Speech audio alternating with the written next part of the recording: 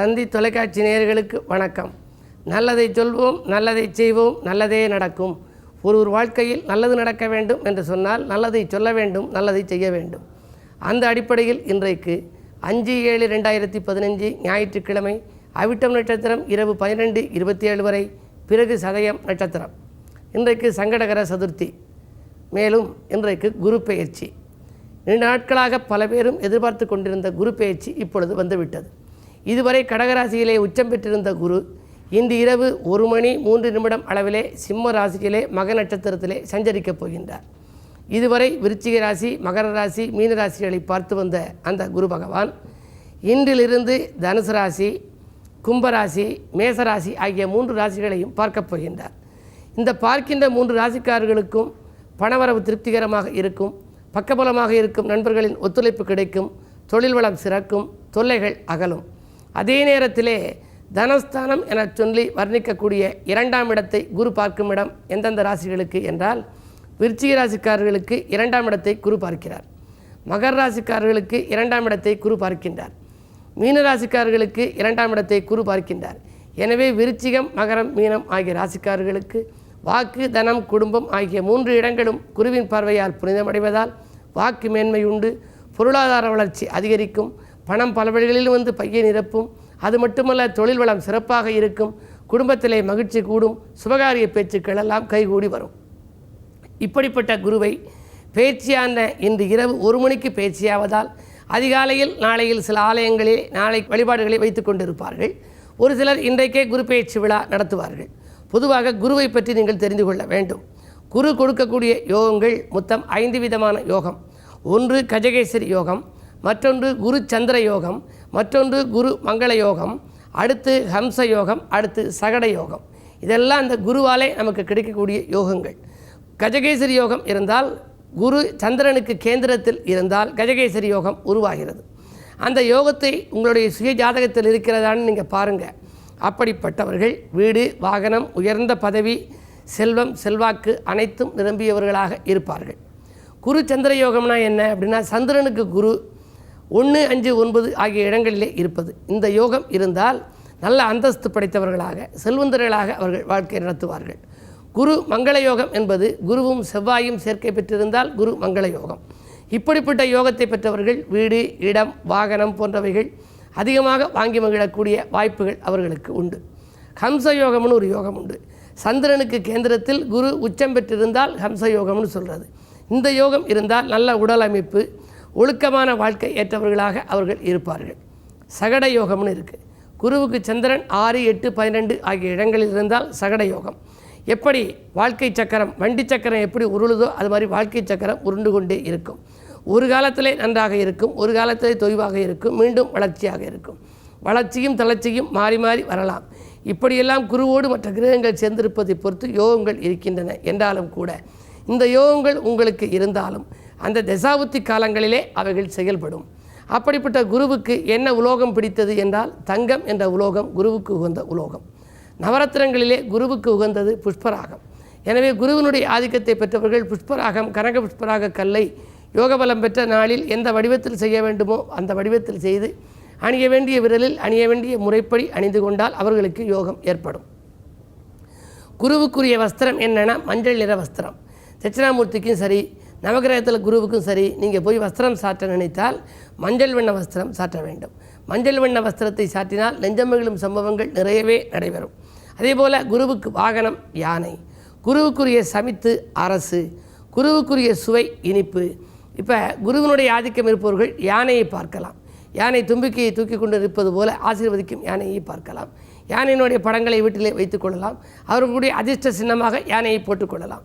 குரு பலம் பெற்றிருக்க வேண்டும் ஜாதகத்தில். அதே போல் குருவுக்கு அதிதேவதை யார் அப்படின்னா பிரம்மா, தட்சிணாமூர்த்தி. குருவுக்குரிய குணம் என்ன? சாத்வீக குணம். குருவருடைய ஜாதகத்தில் லக்னத்தில் இருந்தால் சாத்வீகமாக இருப்பார். எல்லாவற்றையும் பொறுமையோடு கேட்டுக்கொண்டு இருப்பார். அதே போல் குருவுக்கு ஆட்சி வீடு என்ன? தனுசும் மீனமும் அதற்கு ஆட்சி வீடு. குருவுக்கு உச்ச வீடு கடகம். குருவுக்கு நீச்ச வீடு மகரம். குருவுக்குரிய நட்சத்திரங்கள் புனர்பூசம், விசாகம், பூரட்டாதி. இந்த 3 நட்சத்திரங்களிலே சில நாயன்மார்கள் பிறந்திருப்பார்கள். குறிப்பாக விசாக நட்சத்திரத்திலே பிறந்தவர் திருநீலகண்ட நாயனார்.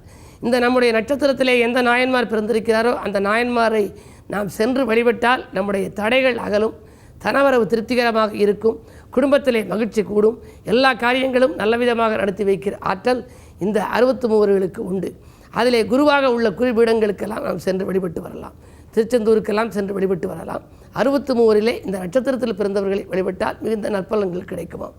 குரு திசை மொத்தம் 16 ஆண்டுகள் என்று நிர்ணயிக்கப்பட்டிருக்கிறது. ஒரு வருடத்திற்கு ஒரு முறை சுற்றி வருகின்றார். 12 கட்டங்களுக்கும் 12 ஆண்டுகளில் அவர் சுற்றி வந்து விடுவார். இப்பொழுது 12வது ஆண்டாக மீண்டும் இப்பொழுது அவர் சிம்மராசிக்கு வந்திருக்கின்றார். குருவுக்கு பிடித்த தானியம் கொண்டக்கடலை.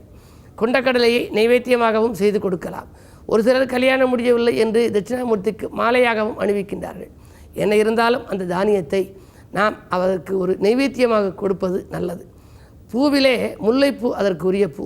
முல்லைப்பூவால் நாம் அதை அர்ச்சித்தால், அதற்கு மாலையிட்டால் எல்லையில்லாத நற்பலன்கள் நமக்கு கிடைக்கும். குருவுக்குரிய காரகத்துவம் என்னென்னா புத்திரப்பேறு. புத்திரக்காரகன் குரு. குரு ஒருவருக்கு புத்திர பாக்கியம் கிடைக்க வேண்டுமென்றால் நல்ல விதத்திலே ஜாதகத்தில் இருக்க வேண்டும். ஆகையினாலே தான் புத்திரப்பேருவுக்கு காரகத்துவத்தை கொடுத்திருக்கிறார்கள். எண்கணியத்திலே குருவுக்குரிய எண் என்ன என்றால் 3. ஆகையினாலே இப்படிப்பட்ட குருவை பற்றியெல்லாம் நீங்கள் தெரிந்து கொண்டிருக்கிறீர்கள். குருவுக்குரிய பதிகங்கள் இருக்கின்றன, பாடல்கள் இருக்கின்றன. வானவர்க்கரசனான வளம் தரும் குருவே என்று தொடங்குகின்ற ஒரு கவசம், தேனான சொல்லெடுத்து செவிகுளிர பாடுகின்றேன் என்று அதிலே வரும். இந்த கவசத்தை நீங்கள் வியாழனுடைய கிழமையிலே குருவினுடைய சன்னதிகளை படித்தால் நன்றாக உங்களுக்கு வாழ்க்கை அமையும். குருவேனி பார்த்தால் போதும், கோடியாய் நன்மை சேரும். திருவருள் இருந்தால் வாழ்வில் திருமணம் வந்து கூடும். பொருள் வளம் பெருக வேண்டி, புகழும் எனக்கு வருக வேண்டி, நான் அருள் தர வேண்டி உன்னை அன்போடு துதிக்கின்றேனே என்று அதிலே ஒரு வாசகம் இடம்பெற்றிருக்கும். வாழ்க்கையில் குருபலம் இருந்தால்தான் குருவருளின் மூலம் நமக்கு திருவருள் கிடைக்கும். கல்யாணம் முடிய வேண்டுமானாலும், நம்முடைய கடமைகள் நிறைவேற வேண்டுமானாலும், பணவரவு திருப்திகரமாக இருக்க வேண்டுமானாலும், பக்கத்தில் இருப்பவர்களால் சிக்கல்கள் ஏற்படாமல் இருக்க வேண்டுமென்றாலும் குருவினுடைய பரிபூர்ண பார்வை நம் மீது பதிந்தால் போதும். அந்த குருப்பேச்சு இன்று இரவு நடைபெற்றாலும் கூட இன்று காலை நேரத்திலேயே நீங்கள் ஆலயத்துக்கு சென்று குரு சன்னதியில் நின்று குரு பார்வையில் வழிபாடு செய்யுங்கள். குரு பார்க்கும் ராசிகள் தான் என்றில்லை, எந்த ராசிக்காரர்களும் குருவை நாம் போய் பார்த்தால் குரு பார்க்க கோடி நன்மை என்பதற்கேற்ப கோடி நன்மைகள் உங்கள் இல்லத்திலே வந்து சேரும் என்று தெரிவித்து இனி இந்திய ராசி பலன்களை இப்பொழுது உங்களுக்கு வழங்கப் போகின்றேன். மேசராசி நேயர்களே, வாழ்த்துச் செய்திகளால் வளம் காணுகின்ற நாள் இந்த நாள். வருமானம் உங்களுக்கு போதுமானதாக இருக்கும். இன்று இரவு 1 மணி அளவிலே குரு பகவான் பயிற்சியாக போகின்றார். அப்படி பயிற்சியாகின்ற பொழுது சிம்மத்திலிருந்து உங்கள் ராசியை பார்ப்பதனாலே இன்று முதல் உங்களுக்கு ஒரு நல்ல காலம் வந்துவிட்டது. செய்தொழிலே லாபம் கிடைக்கும், குடும்பத்திலே மகிழ்ச்சி கூடும், எடுத்த காரியத்தை எளிதில் செய்து முடித்து வெற்றி காண்பீர்கள். பிள்ளைகளாலும் உங்களுக்கு பெருமைகள் உண்டு. ரிஷபராசி நேயர்களே, இன்று முதல் உங்களுக்கு அர்த்தாஷ்டம குரு ஆதிக்கம் தொடங்குகின்றது. என்ன இருந்தாலும் உறவினர் வருகையால் இன்று உள்ளம் மகிழப் போகின்றீர்கள். உற்சாகத்துடன் பணிபுரிவீர்கள். எடுத்த காரியத்தை எளிதில் முடித்து வெற்றி காணுகின்ற ஆற்றல் உங்களுக்கு உண்டு. 6லே சனி இருப்பதால் உத்தியோக மாற்றம், ஊர் மாற்றங்கள் பற்றிய சிந்தனைகள் மேலோங்கலாம். 3ஆம் இடத்திலே குரு பகவான் சஞ்சரித்தவர் இன்றையிலிருந்து 4ஆம் இடத்துக்கு வருகின்றார். எனவே சுகங்களும் சந்தோஷங்களும் உங்களுக்கு அதிகமாகவே கிடைக்கும். மிதுனராசி நேயர்களே, உங்களுக்கெல்லாம் சந்திராஷ்டமம். எனவே இன்றைக்கு எதையும் ஒரு முறைக்கு பல முறை யோசித்து செய்ய வேண்டிய நாள். ஆதாயத்தை காட்டிலும் அலைச்சலே கூடுதலாக இருக்கும்.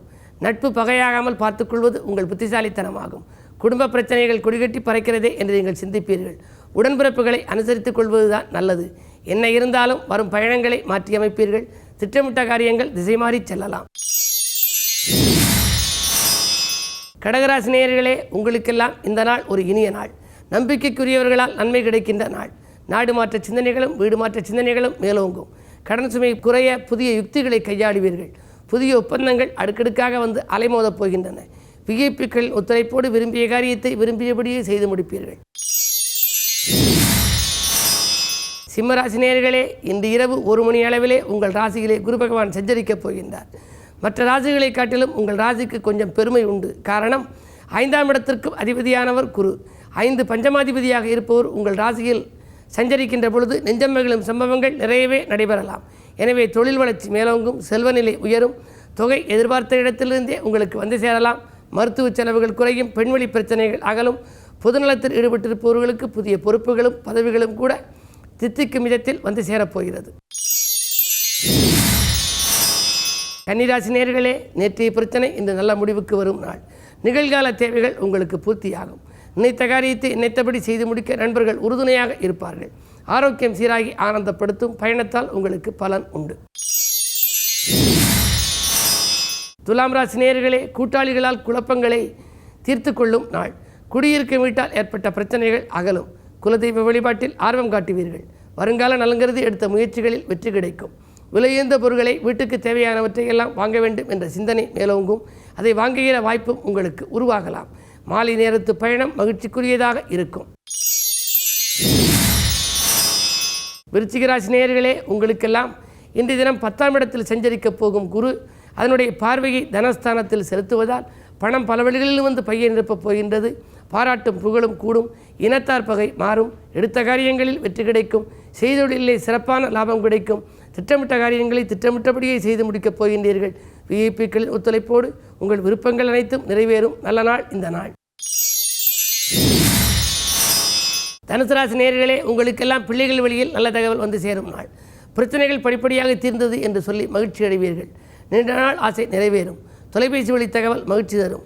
இன்றைக்கு குரு பகவான் பேச்சியாகி இரவு 1 மணியிலிருந்து உங்கள் ராசியை பார்க்கப் போகின்றார். எனவே நல்ல மாற்றங்கள் இல்லம் தேடி வரப்போகின்றன. கடந்த ஓராண்டு காலமாகப்பட்ட கவலைகள் மாறும். தொழில் முன்னேற்றம் உண்டு. ஆதாயம் அதிகரிக்கும் நாள் இந்த நாள். மகர ராசி நேயர்களே, அஷ்டமத்து குரு அடியெடுத்து வைக்கப் போகின்றது. எனவே எச்சரிக்கையோடு நீங்கள் செயல்பட வேண்டும். எதிர்கால திட்டங்கள் எல்லாம் எளிதில் நிறைவேறுமா என்பது சந்தேகம்தான். விரயங்கள் இன்றைக்கு கூடுதலாக இருக்கும். பிள்ளைகளாலும் தொல்லை உண்டு. பிரச்சனைகள் தீர வழிபாட்டை மேற்கொள்ளுங்கள். கும்பராசி நேயர்களே, உங்களுக்கு ஒரு யோகமான நாள். பயணங்களால் பலன் கிடைக்கும். பக்குவமாக பேசி காரியங்களை சாதித்துக் கொள்வீர்கள். உங்களுக்கு இன்றைக்கு பேச்சியாக போகும் குரு உங்கள் ராசியை பார்க்கப் போகின்றார். விவாக பேச்சுக்கள் நல்லவிடத்தில் முடிவடைவதற்கான அறிகுறிகள் தென்படும். அது மட்டுமல்ல, குருவின் பரிபூர்ண பார்வை இருப்பதால் எடுத்த காரியங்களில் எளிதில் வெற்றி கிடைக்கும். ஓராண்டுக்கு அற்புதமான பலன்களை பெறும் ராசியாக உங்கள் ராசி அமைகின்றது. மீனராசி நேயர்களே, தேக நலனில் தெளிவு பிறக்கும் நாள். தேங்கி நின்ற காரியங்கள் சுறுசுறுப்பாக நடக்கும். அது மட்டுமல்ல, அரசியல்வாதிகளின் அரவணைப்பும் உங்களுக்கு உண்டு. ஆன்மீக நாட்டம் அதிகரிக்கும். பக்கத்து வீட்டாரின் பகை மாறும். சிக்கல்கள் தீர நண்பர்கள் உங்களுக்கு உறுதுணையாக இருப்பார்கள். என்ன இருந்தாலும் இன்றைக்கு குரு பெயர்ச்சி. 6ஆம் இடத்திலே குரு வருகின்றார். 6லே குரு ஊரிலே பகை என்பார்கள். எனவே பகை வராமல் இருப்பதற்கு அடிக்கட்டையாக இன்று அதிகாலையிலேயே நீங்கள் குருவை வழிபாடு செய்யுங்கள். குதூகலத்தை வரவழைத்துக் கொள்ளுங்கள். ஓராண்டுக்கு நற்பலன்கள் கிடைக்க வேண்டும் என்று வேண்டிக் கொள்ளுங்கள். உங்கள் எண்ணங்கள் நிறைவேற குரு பகவான் வழிவகுப்பார். மேலும் விவரங்கள் அறிய தினத்தந்தி படியுங்கள்.